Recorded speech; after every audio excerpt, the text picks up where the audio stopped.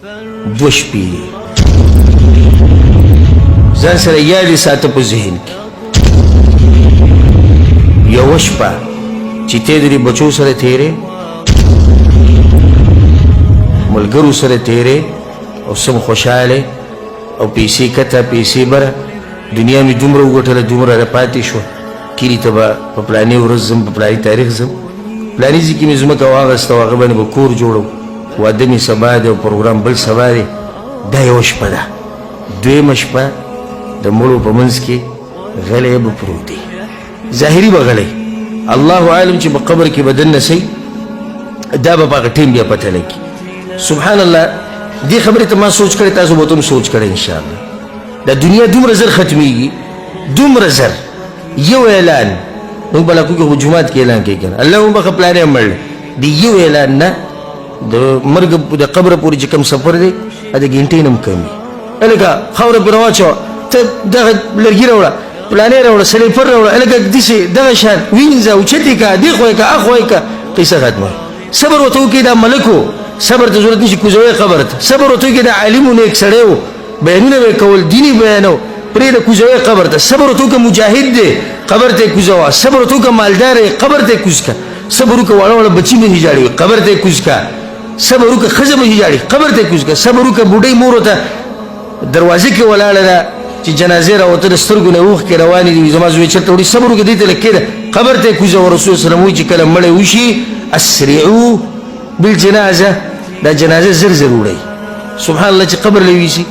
یعنی دې خاورو اچولو کې نه بیلچې ته ضرورت شتي نه کشۍ ته ضرورت شتي په دې موټو کې په دې چونګونو سره دا قبر دله په یو څو منټه کې ډکوي ناشنا خبره چې ما ته اوس ته کومه کوله هغه دا ده دا دنیا دومره زر ختمیږي دومره زر ختمیږي چې ته څنګه مړ شوې که نه دا نوم د ته هم څوک نه یادوي دې ته چې ته سوچ کړی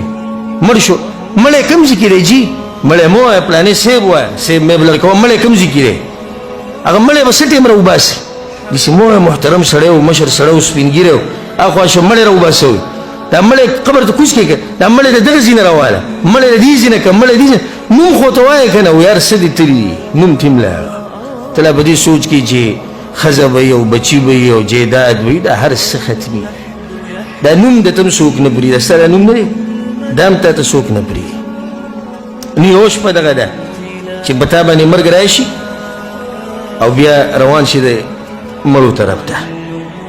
سبحان الله زنکدن په وخت کې 2 قسمه خلک الله یې تذکیره کړې په قرآن کې اولنی قسم الله سبحانه وتعالی څه وایي إن الذين قالوا ربنا الله يقينا وكسان چې دا خبره کړې ده چې رب زمونږ الله دی ثم استقاموا عليه او به ژوند په هغې باندې تېر کړی تتنزل عليهم الملائكه الله وی ملائک راکوزي کوم ټیم کې چې دنه ساخ تتنزل عليهم الملائكه وی ورته څه دي دغه کوله وکوي ألا تخافوا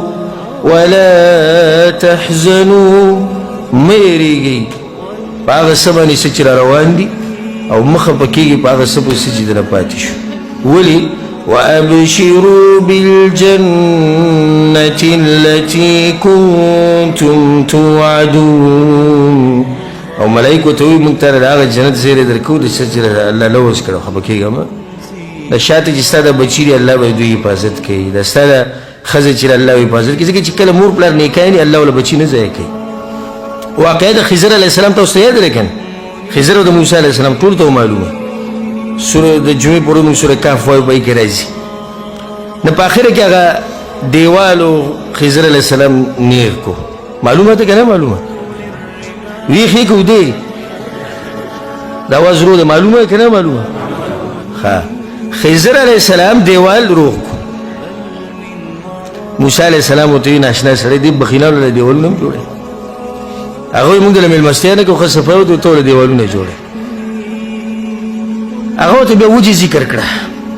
چې د دې دیوال لاندې د 2 یتیمانانو خزانه پرته وه نو یې الله وغوښته چې